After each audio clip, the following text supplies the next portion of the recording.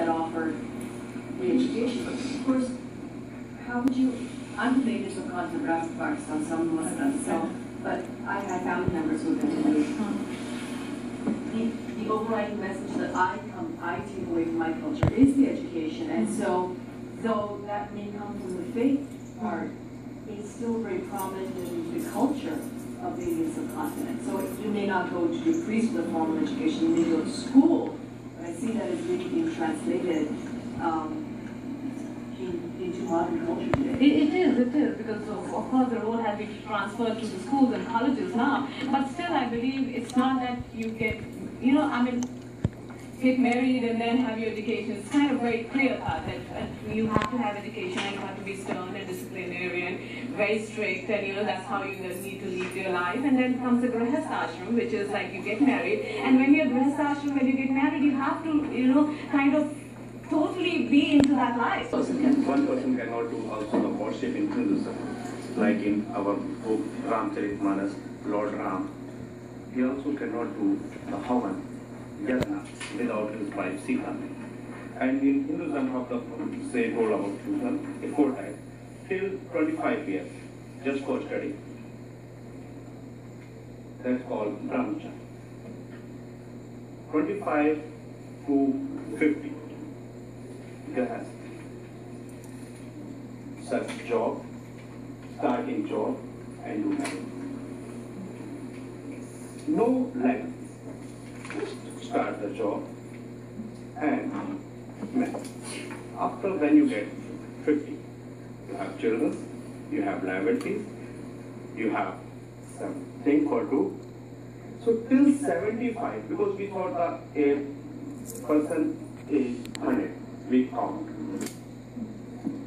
So till 50 to 75, fulfill your all responsibility, duties, liabilities, whatever you have just. After 75, don't think about your family. Don't think. Hinduism has. Don't think that now it's only for you, only for your samaj ke liye. That's advanced ashram. That's called advanced. Means you're detaching yourself from your family now. No more responsibility, you've done all your obligation. Again, it's way of life, and then you detach yourself and just will go on with your life again as one, as a single being. Yeah, just after 75 for public. Yeah. Not for us, family. Yeah. Come out yourself from family and for the local. Community. For community. Yes.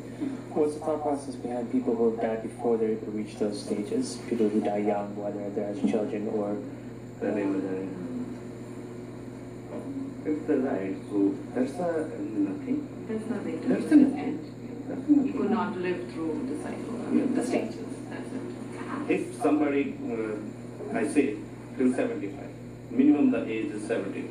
After 75, if somebody died in 85, so that's not say, okay, only 100. No.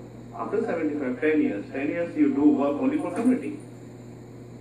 After 75, you only earn only for community and for yourself. Because when you do the good work, when you do the community work, so you feel yourself, you feel happy. If you are 27, 28 and do the community work, you have to do, but not whole time. Because if you give the whole time to community, so how can you keep happy your family? Right? How can? Take care of your family. So that's it. Do work for community, but not whole time. And after 75, if you give whole time your family, always with your children, so your children will be young. So they don't want father, mother always tell them, or do that, or do that thing, or not do. So they want also the freedom. So each stage of development focuses on certain tasks. Yeah. Education and the raising. Yeah. And that's religious way of life. You live like that. Very, very different from the other religions. Yeah, please. Yeah. I'm wondering how you help people who are having a crisis of faith.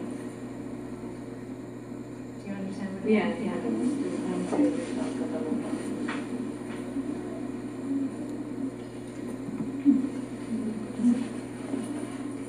I mean, the only way is to preach and bring them back and believe, and bringing them the faith back that, it's the karma or the actions, you've done in the past that probably making you not go haywire or not believing in the faith. So if you start believing in the faith, there's something, hopefulness. That's the key word. You hope for the better, and that will keep you, the religion will keep you intact, or the faith will keep you intact, and you won't, psychologically it will. If the people is not believe in God, so we live thinking.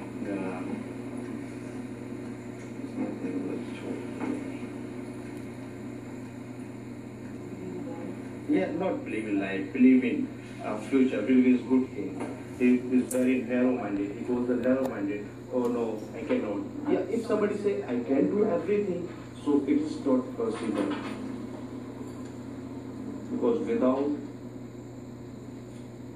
the faith can come back in believing in that there's something above you which controls, there's everything not in your control. There's something which is not in your control. And when that thing comes in your life, so you start believing, and that's where the religion basically begins. So that's how the faith is brought back. Everything is not in your control, and that's true. Everything is not in your control.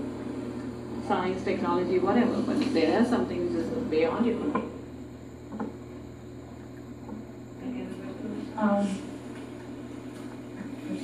Yeah. Part that females are worshipped. I like that part. Really like that part.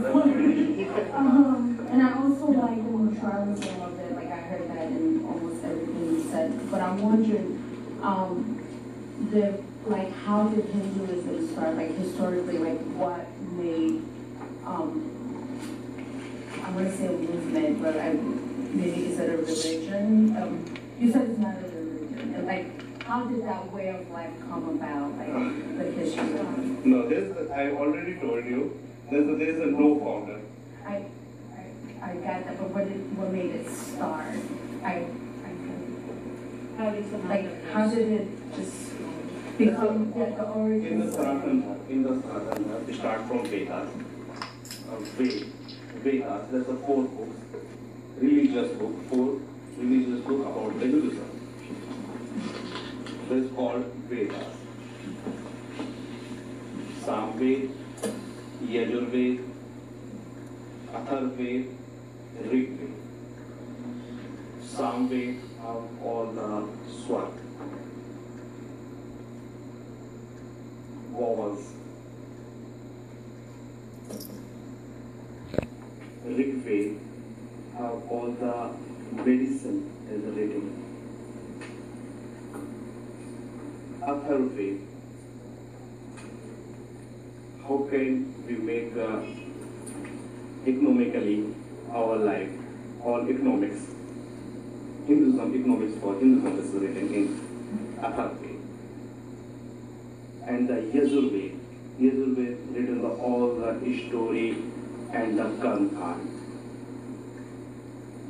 like the past stories and what we have to do for them. So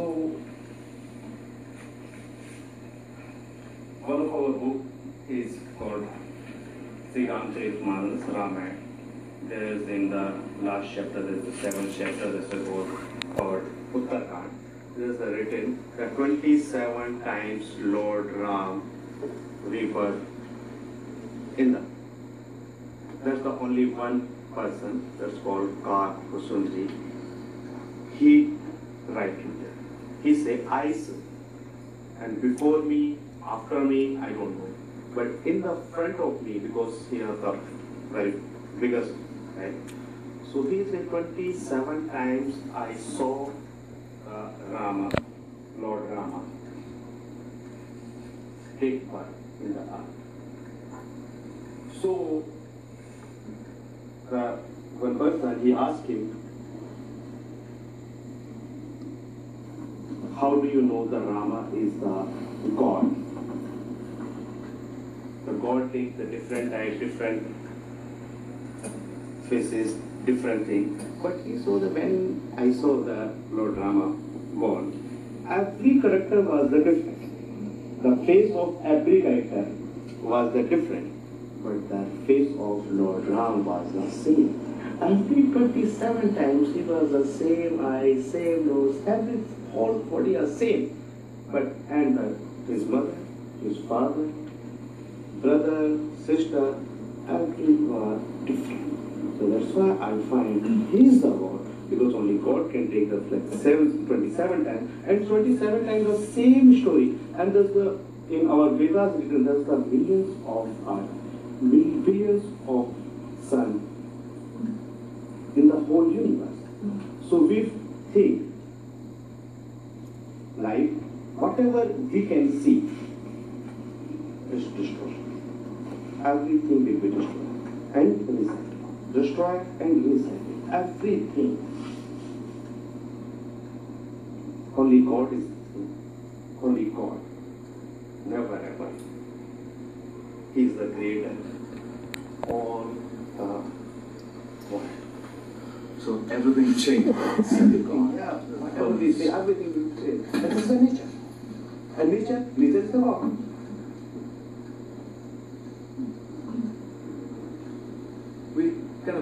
We had some questions that you want to ask. Yeah, it basically started with like 5,000 years ago with Indus Valley civilization, if you're aware of history, students. So Indus Valley civilization